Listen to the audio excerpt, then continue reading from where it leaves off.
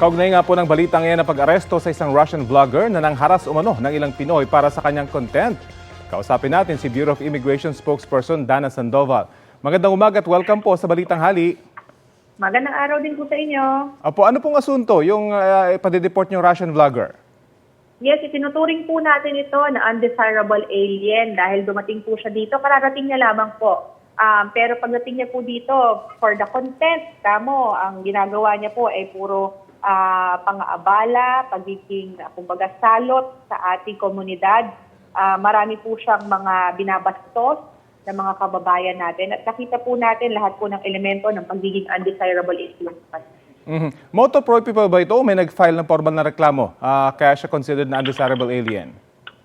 Bukod pa po yun doon sa pagkonsidera natin sa kanya as undesirable alien dahil nakita pa lang po natin doon sa mga videos na pinopost niya kung saan siya po ay halos manakit, nagmumura ng mga senior citizens, ng gugulo po ng mga security guards in GC. But meron pong nag-file, may nag-pablatter po sa kanya na isa sa mga security guards na kanyang pinagloloko. Nag-file po siya at nagpa-blatter po siya sa Makati PNP. Nung napag-alaman po ito, ang CIDG kino-ordinate po sa amin at nag-implement din po kami ng arrest warrant namin against him. Meron na po bang pahayag itong vlogger na ito? Ano yung kanyang panig sa reklamong ito? Actually, he did not seem to be remorseful about what he did. Nung inaresto po natin siya, very smooth pa ang kanyang itsura. Nung binivideohan po siya during reading ng kanyang Miranda rights, nagpa-flying kiss pa po siya doon sa camera. So mukhang hindi po ito natatauhan doon sa gravity ng kanyang kakaharapin. Meron na ho ba kayong information kung meron na siyang ibang kaso sa ibang bansa na kapareho nito? Nung atin pong ni-research ang kanyang background, mukhang notorious talaga itong taong to sa ganitong mga uri ng content. Allegedly, siya po ay banned sa ilang mga bansa na rin for disrupting the peace. Naaresto na rin po siya ng ilang beses dahil nanggugulo po siya ng mga sports games. Marami po siya mga kalokohang ginawa. So he has been arrested and banned in several countries already. So I would assume ganun din po mangyayari sa kanya dito sa Pilipinas? Yes, we will not tolerate yung mga ganito pong actions na may disrespect po sa mga Pilipino at talagang tayo, we are a very hospitable people, pero pag ganito po, sumusobra na. Kumbaga, hindi na niya ginalang at nirespeto ang ating mga kababayan. Meron na bang paraan ng Bureau of Immigration para mapigilang makapunta na dito sa bansa? Yung mga ganitong meron ng record sa ibang bansa at notorious na sa mga ganitong harassment o kaya siguro krimen na rin na ginagawa at pwedeng ma-flag pagpasok pa lang ng bansa?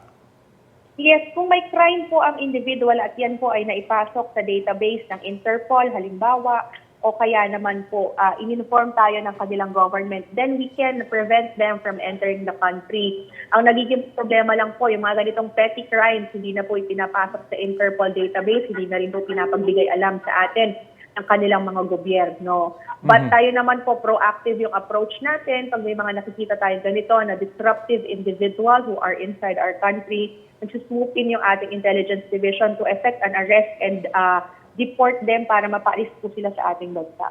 Pwede ho kayo ma-reconsider yung ganong polisiya na pati petty crimes, mailagay na rin sa database kasi pwedeng petty crimes sa umpisa pero pwedeng magresulta yon sa isang mas malalim na krimen. Understandable po, but siguro po yan po ay magiging polisiya ng Interpol o kaya nung bansa po na pinanggalingan ng individual. Tayo po ay on the receiving end on the types of crimes or information na binabato po nila sa atin. Pero once po na ibinato nila sa atin yan, at nilalagay po natin yan sa ating database para pag na-encounter po sa mga paliparan, mapipigilan po yung pagpasok ng individual sa Pilipinas. Siya lang po ba yung nahaharap sa reklamo? Kasi doon sa kanyang video, kila may kumukuha sa kanya eh. Doon po sa investigation natin, para mga Filipino po yung mga kasama niya na kumukuha ng mga videos. But I am unable to answer po for local law enforcement, but mukhang tinitingnan na rin po nila kung may mga possible liabilities itong mga Filipino partners or mga kasamahan po nitong Russian vlogger na ito. Anong timeline sa kanyang deportation? Gaano kabilis? At meron na ho ba tayong coordination with the Russian Embassy? Hindi pa po natin masasabi sa ngayon kung gaano katagal ang kanyang deportation case. Kasi po, titingnan pa po natin kung merong magpa-file ng local case sa kanya dito sa Pilipinas. If meron po mag-file ng local case here in the Philippines, we would have to wait for the resolution of that local case. At kung halimbawa, sintensyahan po siya ng pagkakakulong dito sa Pilipinas dahil sa whatever crime na kanyang ginawa, kailangan niya po munang pag-serve yung sentensya na yon sa ating mga local jails before we can implement the deportation. Saan po final? Sa Bureau of Immigration lang po ba nag-file yung gwardiya? Or meron po ba kayo information na nag-file din siya sa local police? Meron po siyang blotter sa PNP Makati. Yung sa BI po was not a product of filing of anyone but as a product po of proactive action nung nakita po natin na nag-viral itong foreign national na ito.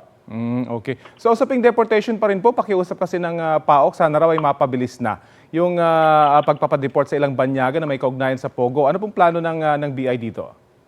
That's the goal po at yun po ang sinisikap natin through the help of course of PAOK, NBI, and of course their embassy. Malaking tulong po yung binibigay ng embahada din nila in providing tickets para makalabas na po immediately itong mga foreign nationals na to. Kasi yun din ang parehas tayo ng goal with PAOK. Gusto natin, mapaalis na itong mga ito, ma-deport na agad-agad para may space na po for new deportees na marami pa po kasi tayong huhulihin na mga illegal POGO workers. Nagpapatagal po ba sa proseso pag walang passport o legal documents na ipapakita?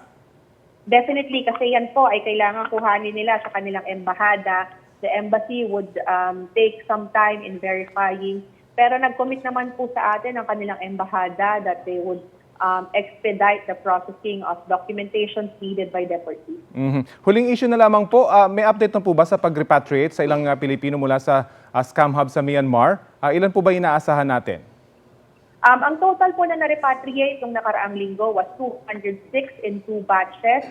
Magkasunod po na araw yon. Iba po yung mga methods na ginamit itong mga kababayan natin na loko na magtrabaho in scam hub.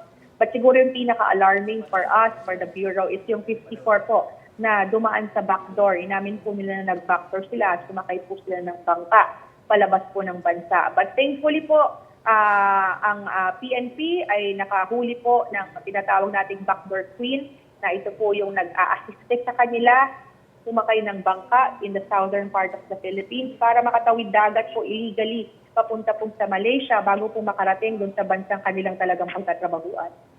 Okay, maraming salamat po sa oras na binahagi niyo sa Balitang Hali. Salamat po, magandang tanghali. Si Bureau of Immigration spokesperson Dana Sandoval.